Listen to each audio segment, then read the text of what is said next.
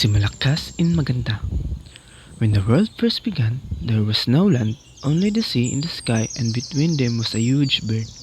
One day, this bird, which had nowhere to land, grew tired of flying around, so it steered up the sea until it threw its waters against the sky. The sky, in order to restrain the sea, showered upon it many islands until it could no longer rise, but instead flew back and forth, making a tide. Then the sky ordered the bird to land on the one of the islands to build her nest and to leave the sky in peace. Now at this time the land breeze and sea breeze were married, and they had a child which they named Bamboo. One day, when this bamboo was floating about on the water, it struck the feet of the bird that was on the beach. The bird, angry that anything should strike it, pecked at the bamboo until it split in half. Out of one section came a man named Malakas, the strong one, and from the other half woman named Maganda, the beautiful one. Then the earthquake called on all the birds and fish to see what should be done with these two. It was decided that they should marry. Together, Malakas and Maganda had many children, and from them came all different races people. After a while, the parents grew very tired of having so many idle and useless children around. They wished to be rid of them, but they of no other place to send them off. The time went on, the children became even more numerous than the parents enjoyed no peace. One day, the father seized a stick and began beating the children. This so frightened the children that they fled in different directions, seeking hidden rooms in the house. Some concealed themselves in the walls, some ran outside, others hid in the earthen stove, and several fled to the sea. Now it happened that those who went in the hidden rooms of the house later became the chiefs of islands, also called Maharlika, and those who concealed themselves in the wall became slaves, also called alipin, while those who ran outside were free men, also called timawa. Those who hid in stove became dark-skinned people, the Negritos and Aitas. Those who fled in the sea were gone many years. When their children came back, they were white people.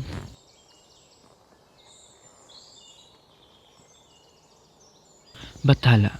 In the beginning of the time, there were three powerful gods who lived in the universe. Although they did not know each other, the three gods were Bathala, the caretaker of the earth, Ulilang Kaluluwa, a huge serpent who lived in the clouds, and Galang Kaluluwa, the winged god who loves to travel. Bathala often dreamed of creating humans due to loneliness, but the empty earth forbids him to do so. One day, while Ulilang Kaluluwa was visiting the earth, his favorite place, he met Bathala. Ulilang Kaluluwa was not pleased, for he sees another god reviling him, and so challenged Bathala to fight to decide who would be the ruler of the universe. After 3 days and 3 nights of fighting, Bathala killed Ulilang Kaluluwa and burned his remains. A few years later, Galang Kaluluwa wandered into Bathala's home. The winged god was welcomed by Bathala with much kindness and invited him to live in his kingdom. The two gods became true friends, and they happily spent many years together. However, Galang Kaluluwa became very ill. Before he died, he instructed Bathala to bury him on the spot where Ulilang Kaluluwa's body was burned. Bathala did exactly what he says. Out of the grave of two gods sprouted a coconut tree. Bathala took a big round nut from the tall tree and husked it. The nut reminded him Galang Kaluluwa's head, while the leaves reminded him of his friend's wings. He also noticed that the trunk was hard and ugly like the body of his enemy, Ulilang Kaluluwa. Bathala realized that he was ready to create the creatures he wanted with him on earth. He created the plants, animals, and the first man and woman. Out of the trunk and leaves of the coconut trees, Bathala built a house for the people. The first people drank the coconut juice and ate its delicious white meat for food. They used the leaves of the coconut trees for making mats, hats, and brooms. They also used the fibers of coconut trunk for making rope and many other things.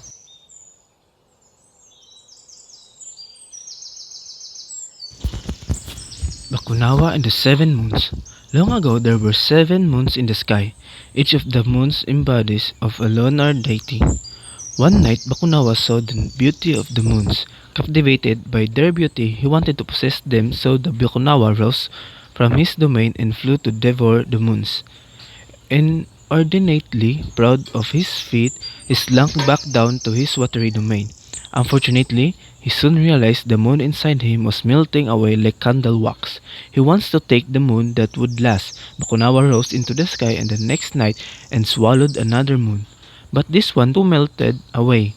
Night after night, he took another moon from the sky, and each time it melted away inside him. Bathala also was known as Kanlaon. The creator of also what had happened was furious. Rather than kill Bakunawa, he punished him to remain in the beast for all eternity and commanded him not to devour the last moon. They say Bakunawa obeys Bathala order. Most of the time, every now and then he tries. Yes, he tries to eat the last moon, and that is why it turns red. But the people on earth raise a loud play music to put him to a deep sleep so the moon will roll out of his mouth.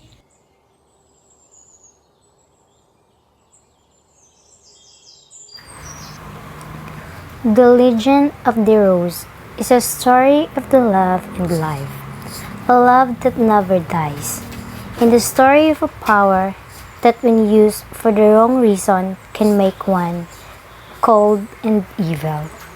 It begins in the kingdom of Glenview and Penrose, where there is a beautiful princess and a handsome prince who grow up together and fall in love.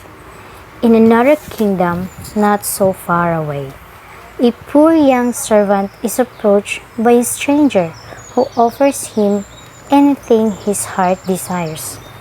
What he desires most is power, and he will sell his soul to get in order to become a great and powerful king. I invite you to read and see why. What I have to represent to you is a fairy tale that I wrote for our second daughter, Cassandra. When she went to the peak, a rose from our garden and was pricked by a thorn. Not liking the fact the rose pricked her little finger, she asked why it had thorns, and thus the story was created.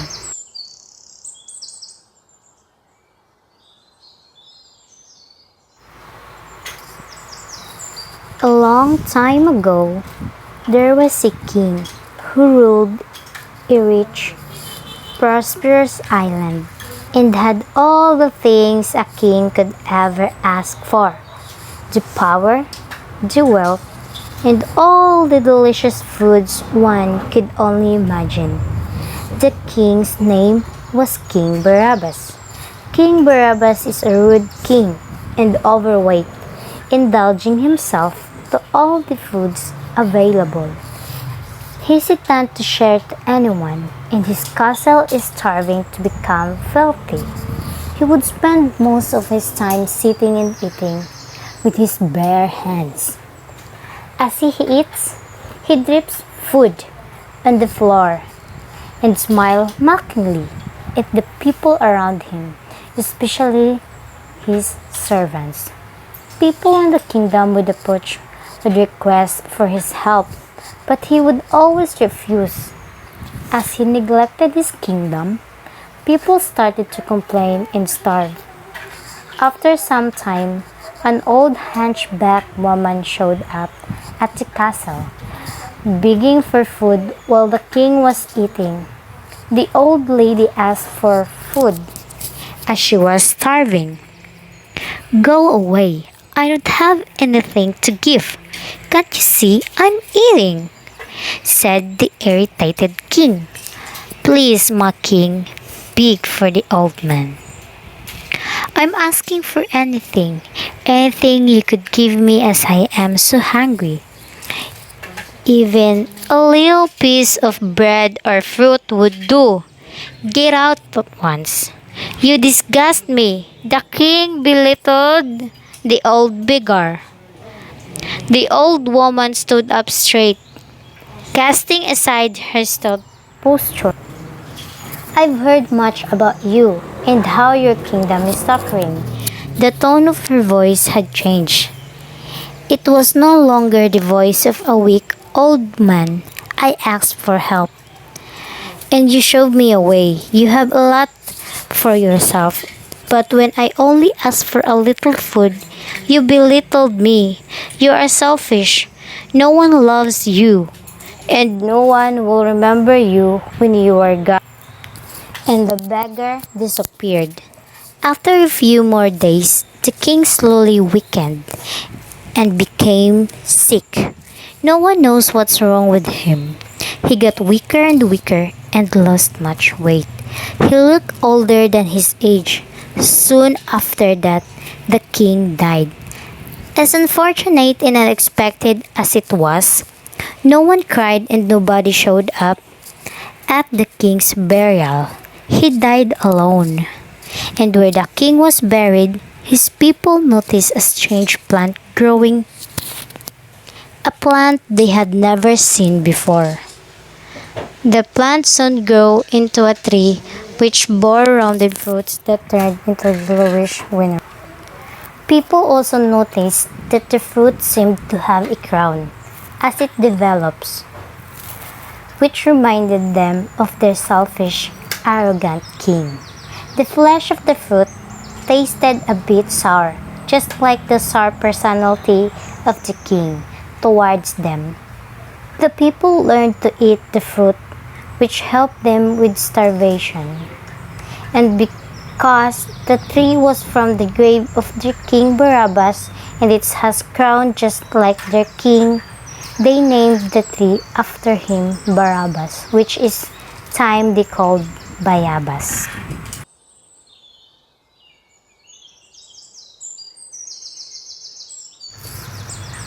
Legend of the Mango.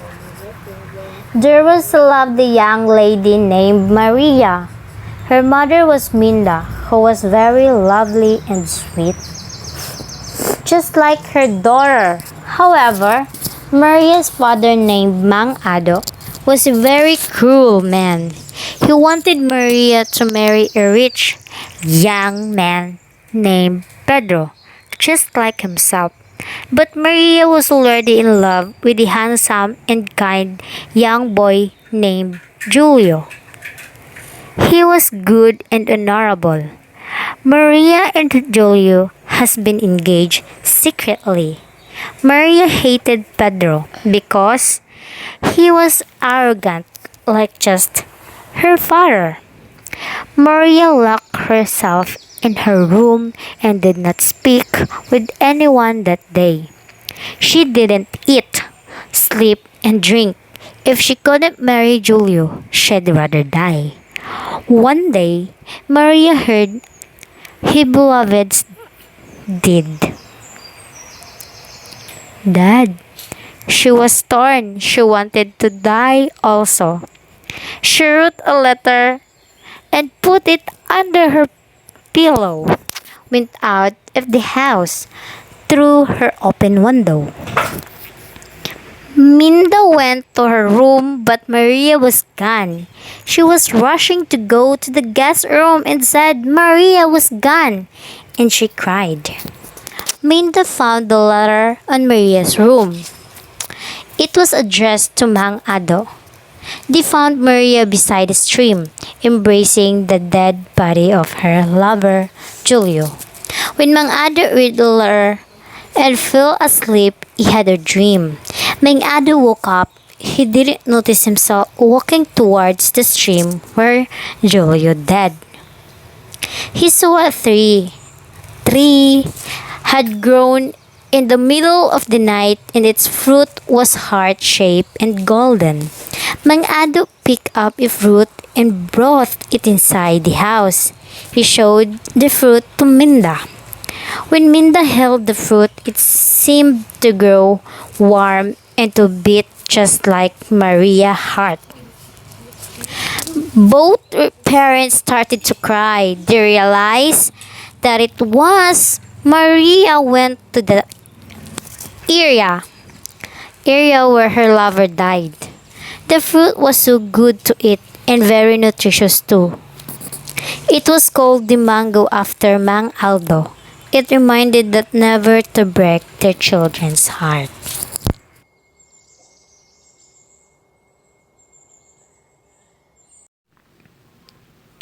Catalina of Dumaguete. The folk tale is about Catalina, a beloved woman who is believed to have mysterious power of sight.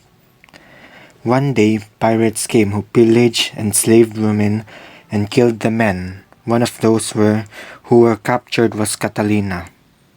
However, she was able to escape. Upon doing so, she climbed the great thunder mountain of the Lugdug. She chased out Sigbin, a nocturnal creature who can suck the blood from the shadow of its chosen victim. After that, she was never seen until Dumaguete was once again invaded by the pirates.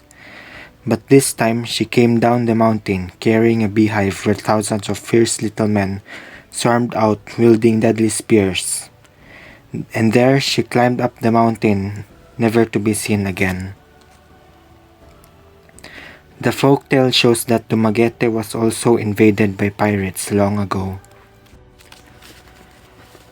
The necklace and the comb. In the early days, the sky hung low and people could easily reach the clouds. In Dai, a beautiful girl who was given family heirlooms for her 16th birthday, loved to wear her precious necklace and comb even while she worked. One day, as she was husking rice with a mortar and a pestle, she put her jewelry on a cloud to avoid spoiling them. As she pounded on the rice with her pestle, one end also pounded the sky. Before she knew it, the sky went up high with her heirloom in pieces.